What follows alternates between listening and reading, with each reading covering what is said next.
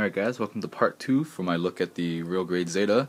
So after applying all the decals, or the stickers I should say, and just doing some finishing touches everywhere, let's finally take a look of what the suit has to offer. Alright, now first off, we'll start with the articulation. Now the actual Zeta itself is rather fragile, so you should be careful with all the joints, especially the legs, since they aren't really attached like a standard mobile suit is. And as you can see, it's pretty wobbly everywhere. But the knee, alright, let's try to get the skirt out of the way and bring the foot up a bit. So then the knee joint will have close to a 90. I'm going to say around a 50 or 55 degree angle there. That's as much as you'll ever need on the Zeta. And it does bend it just a bit more back since it is a two jointed knee section, but this is mainly for the transformation. And I find it a hard time trying to keep the legs in the right position to stand them up. He can stand up by himself, just you have to find that right pose or stance. And as you saw, the leg does go all the way up.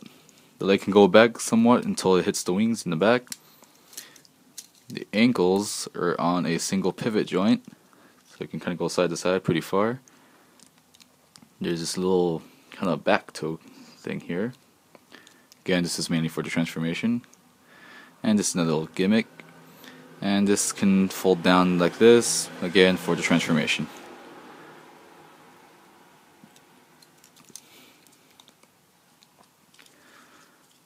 Now for the arms, bring it here. You're going to have, with the wrist action, you're going to have a full 180. Some nice goldish copperish stickers there. You can go up about this far, and if you've built previous real grids before, you should be able to handle these with care, at the same time moving them where you want it to. And this little part here on the shoulders do move, just like on the master grade. Does a full 360 below the shoulder. Wrist is on a ball joint. Only on that ball joint, so there's no extra limb there. The cockpit hatch does open. I'll just grab my tool here.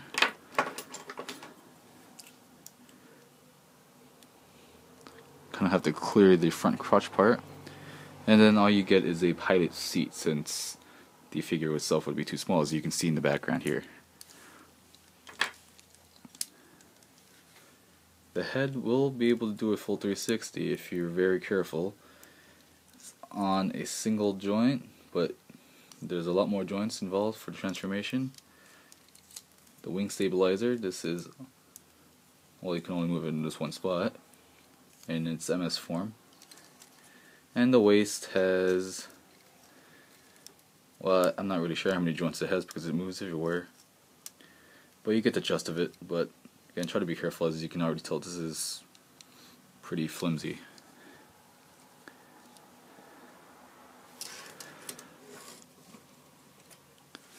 Alright, going over some of his armaments. Here's his beam rifle, which can extend a little bit more.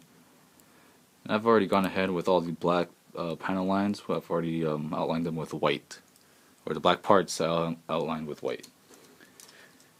So you can see, this shows a lot more better than the, well, nothing will really show up on this other than white, unless you have a fluorescent color. It's a clear blue piece there, which they do offer a green steel to put on, but then the actual color should be blue. And that part does move down, or back, move the handle up, and there you go. And it does have a removable magazine. You only get one of those.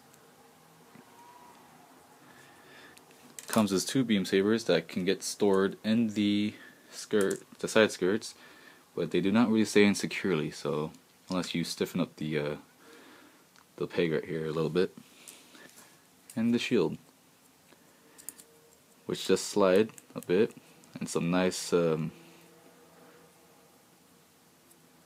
chrome stickers along with some gold, and again some white panel lining. And all the white panel lining was done with just a white Gundam paint marker and some Q-tips. Here's the action-based connector for both its MS and Wave Rider form. Comes as 4 beam sabers, 2 long, 2 short.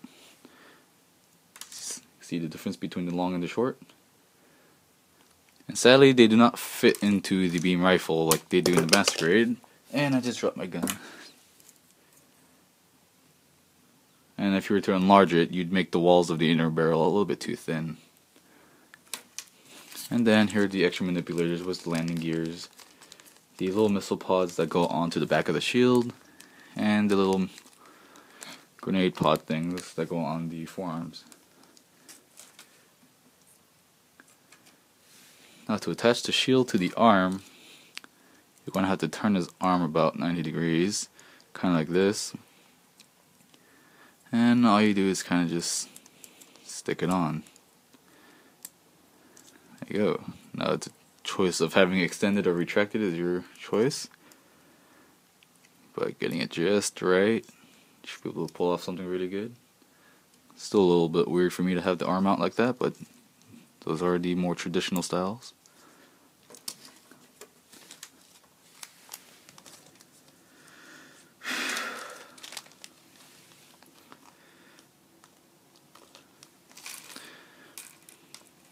Now for attaching the beam rifle to his hand, you have two options.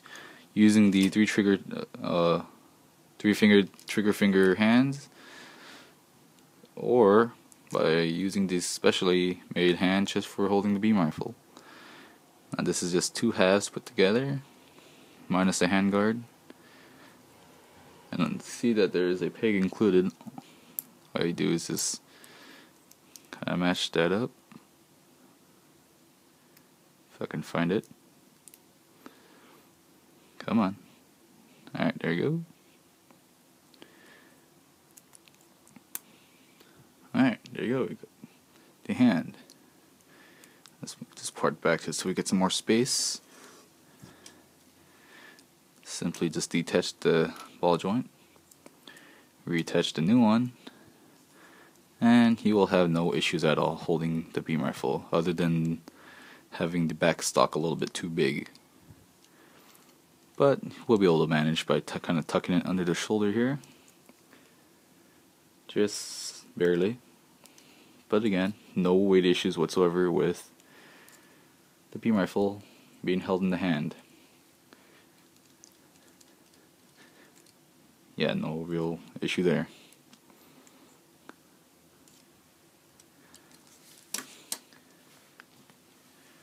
Now this is just a straight out of the box build, so there's no painting involved other than using a white panel lining marker, but I don't really consider that painting. There will be some very few extra decals left. You kind of see what's all the shine, and some there, very small ones there. But overall, you gotta kind of watch out of some you might have missed, like. Probably I should go back and check, but I haven't used number 31, and for that section both of them are still there, so I probably missed something. And normally I'm used to this, but I don't know, for some reason this one kind of got the better of me because there's so many small ones, mainly because the foil, or the shiny ones, but nothing too bad. And let's move on to the transformation. Alright, since obviously I'm not the first to be reviewing this kit, I've also heard a lot of people breaking some of the advanced MS joints, so I'm just going to follow how it is in the directions exactly, and hopefully I don't break anything. So, see you guys in a couple of seconds. Alright, after some time, here it is, finally in Wave Rider mode. Now this is one of the better forms of transformable mobile suits, since you can't really tell that it isn't a mobile suit except for the legs kind of being still leggy. Well, I think it's just the mental image, the fact that we know it's the Zeta. But at first glance, yes, the Wave Rider form, very good, but a pain in the butt to transform. And I didn't have any fear of breaking anything since I was being careful, although there are some instances where I did think I snapped something, but I didn't. Now this guy does come with some landing gears you can attach, and there are just some small panels here you just take off. Okay, I can't seem to reach them. This is where the tool comes in. There you go, that's 1, 2, and I believe we just took the red part off here. Alright, and then here we have the front one, just kind of goes in there like that. Okay, and then the back ones, which I believe we go on this way, no, the other way. And these all just kind of friction fit in there. Alright, there you go. You got some small landing gears, not very leveled, but they do get it off the ground, as you can see. So it looks a lot more nicer. And I forgot to show this off in the MS form, but I will transform this guy back since I prefer the MS itself. But to attach the action-based connector, you just grab this piece, and I believe it just snaps in right there. Let's get this right.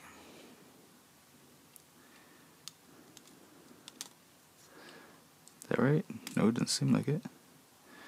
Oh, because on the other side. Alright, there we go. And then we just grab your action base here, flip that forward, connect it in there, and there you go. I'm gonna have to tighten this a bit. The Zeta, the real grade Zeta on an action base.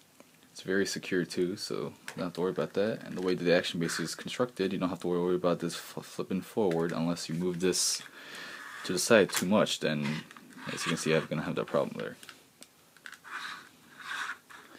Yeah, very good. And for the MS form, all you have to do is, it's the same connection point, but it's gonna take this off. Where's my little tool for separating parts? Come on.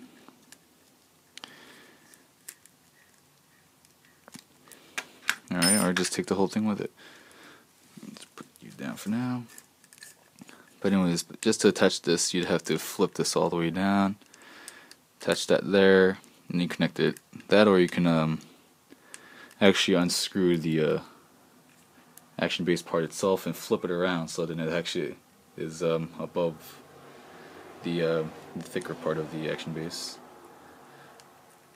And it does hold very securely. So yeah, that'll be it for my view at the real grade Zeta in both MS and Wave Rider form. So I hope you guys liked the review, and I'll see you guys in the next part or video or section.